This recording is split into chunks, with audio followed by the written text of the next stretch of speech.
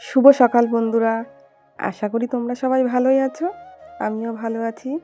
প্রতিদিনের মতো MS লাইফস্টাইলে নতুন একটি ব্লগ নিয়ে তোমাদের সামনে চলে আসলাম। আর দেখো, সব সময় তো ঘরের কাজ টাজ তোমাদের সাথে শেয়ারই করা হয় না অনেক দিন ধরে, তাই ভাবলাম আজকে একটু ঘরের কাজ তোমাদের সাথে শেয়ার করাই যাক।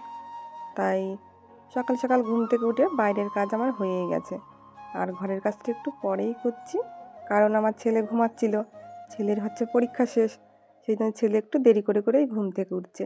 আমি বললাম যে থাক, বাচ্চা মানুষ, এমনিই তো যখন পড়াশোনা চালু থাকে তখন তো ওর সকাল সকাল উঠে পড়তে যেতে হয়, স্কুল যেতে হয়, একটু ঘুমানোর টাইম পায় না। তাই কয়েকদিন একটু ঘুমানোর টাইম পাচ্ছে, ঘুমাক, ওর যখন ইচ্ছা হবে তখন উঠবে। সেই জন্য বিছানাটা দেরি করে তুলছি। আর দুটো কম্বল নিয়ে নিয়েছি। একটা কম্বলই আমরা গায়ে দিই, কিন্তু আরেকটা কম্বলও থাকে, ওইটা ছেলে একটু বদমাইশি করে, একটু নেয়, একটু টানাটানি করে, সেই জন্য তাই দুটো কম্বল সুন্দর করে ভাঁজ করে ধুয়ে দিলাম। বালিশগুলো ভাঁজ করে ধুয়ে আমি বিছানাটা এবার ঝেড়ে নেব। আর তারপরে তো ঘরে টুকটাক আরও অনেক জিনিস থাকে, সেগুলো গুছিয়ে গাছিয়ে নিয়ে তারপরে ঘর বারান্দা পরিষ্কার করে ঝাড় দিয়ে নেব। আমি ঘরগুলো ঝাড় দিয়ে নিই আর তোমাদের সাথে কিছু কথা বলতে থাকি। অবশ্যই তোমরা শুনো আর কমেন্টে কিন্তু জানিও কার কী মত। কী বলো তো বন্ধুরা, আমরা যে মেয়ে হয়ে জন্ম নিয়েছি, সত্যিই খুব কষ্টেরই একটা জীবনযাপন করি আমরা মেয়েরাই। কারণ দেখো, আমরা যখন বাবার বাড়িতে থাকি আমরা কতটা সুখে থাকি আমরা, আর শ্বশুরবাড়িতে আসলে পরে সুখ থাকে, অবশ্যই সুখ থাকে, কিন্তু তার মধ্যে কষ্টটাও থাকে, কারণ নিজেকেই সব কিছু করতে হয়। এখানে কেউ করে দেওয়ার কোনো কেউ নেই, যে যতই তোমার শরীর খারাপ থাকুক না কেন, নিজের রান্না, নিজের কাজ, নিজের সব কিছু তোমাকে নিজেই করতে হবে। আবার এদিকে বাচ্চাকেও খেয়াল রাখতে হবে, হাজব্যান্ডকেও খেয়াল রাখতে হবে। কিন্তু হাজব্যান্ড যখনই তোমার একটু খেয়াল রাখতে যাবে না কেন, তখনই পাড়ার লোকজনেও বলবে বা বাড়ির লোকজনেও বলবে, দেখো বউর কথা কেমন শোনে, বউয়ের সব কাজ করে দেয়। এই লজ্জাতে হাজব্যান্ডও কিন্তু কোনো কাজ করতে পারে না, করতে গেলেই লোকে কথা শোনায়। কিন্তু কী আর বলবো, এভাবেই আমাদের চলতে হবে মেয়েদের, সব কিছু শুনে। আমার হাজব্যান্ড কিন্তু আমার অনেকটাই হেল্প করে দেয়, যেহেতু আমার শরীরটা খারাপ, ও সব কিছুই জানে, আমাকে অনেক কাজে হেল্প করে দেয়। আর আমি যাই রান্না করি না কেন, ও কিছুই বলে না, জানে শরীরটা খারাপ, যে অল্প কিছু রান্না করলেই ও তাতে খাওয়া দাওয়া করে নেয়, কিছুই বলে না। আবার মাঝে মাঝে কিছু হয়তো ও রান্না করে, সেটা কিন্তু আমার ভালোই লাগে খেতে, যেহেতু আমি এক হাতে রান্না করি, আমার তো অতটা খেতে ভালো লাগে না নিজের হাতের রান্না।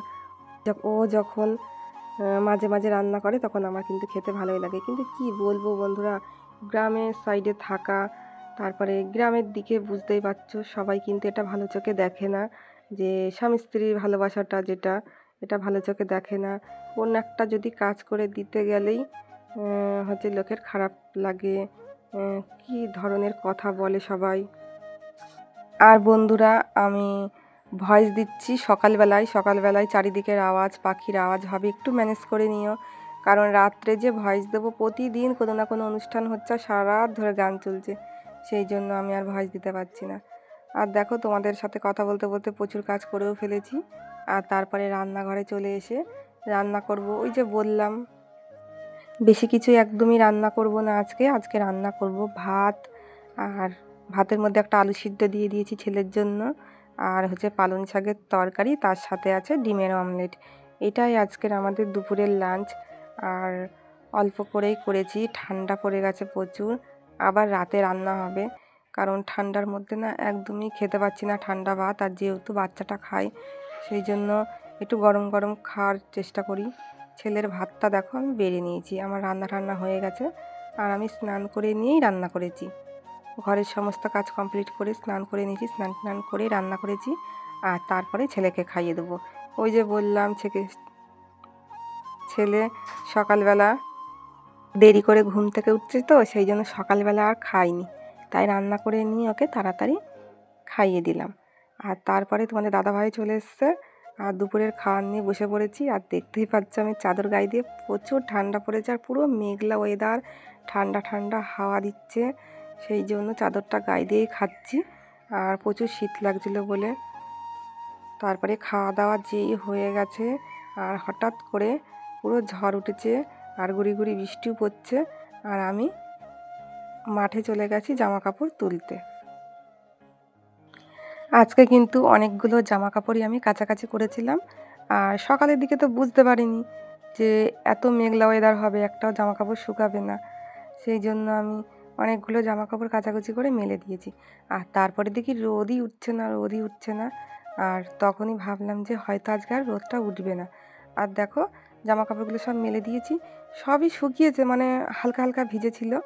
আর ছেলের একটা সোয়েটার, এই সোয়েটারটা একদমই শোকায়নি, যেহেতু সোয়েটারটা খুব মোটা। তাই তোমাদের সাথে নিয়েই চলে গেলাম মাঠে জামা কাপড়টা তুলে নিয়ে আসি। আর দেখেই বুঝতে পারছো একদম ওয়েদারটা একদম মেঘলা, বৃষ্টিও কিন্তু হয়েছিল হালকা করে। আর আমি গিয়ে সব জামা কাপড়গুলো তুলে নিয়ে এসে তারপরে বাড়ি চলে আসলাম। বাড়ি এসে জামা কাপড়গুলো আমার খাটের স্ট্যান্ডে মেলে দিয়েছি, যেহেতু ভিজে রয়েছে, ভিজে জামা কাপড় এক জায়গায় করে রাখলে তো আর গন্ধ হয়ে যাবে, সেই জন্য। তা জামা কাপড়গুলো আমি তুলে নিয়ে বাড়ি যাই। তোমরাও আমার সাথে থাকো। আর বন্ধুরা, ভিডিওটি আর আমি বড় করব না, ভিডিওটি এই পর্যন্তই। দেখা হবে নতুন একটি ব্লগের সঙ্গে। আর তোমরা সবাই সুস্থ থেকো, ভালো থেকো, আর আমার নতুন ভিডিও আসার অপেক্ষায় থেকো। আর তোমরা বেশি বেশি করে আমার ভিডিওগুলো একটু দেখো, একটু আমাকে সাপোর্ট করো। তোমাদের কাছ থেকে আর কিচ্ছু চাওয়ার নেই আমার। আর যেই বন্ধুই আমার ভিডিওটা দেখবে না কেন, তোমরা সম্পূর্ণ ভিডিওটা দেখো, সম্পূর্ণ ভিডিওটা দেখো। একদমই ছোট্ট ভিডিও আমি দিই, একদমই বেশি বড় না, তোমাদের টাইমও লাগবে না। তোমরা যদি নাও দেখতে পারো, ভিডিওটা চালিয়ে রেখে তোমরা কাজ করবে, তবুও ভালো, কিন্তু সম্পূর্ণ দেখো ভিডিওটা। এইটুখানেই তোমাদের কাছে বলার, আর কিচ্ছু না। একটু হেল্প করো, একটু সাহায্য করো, নাহলে একদমই আমি সামনের দিকে যেতে পারবো না। আর তোমরা সবাই ভালো থেকো।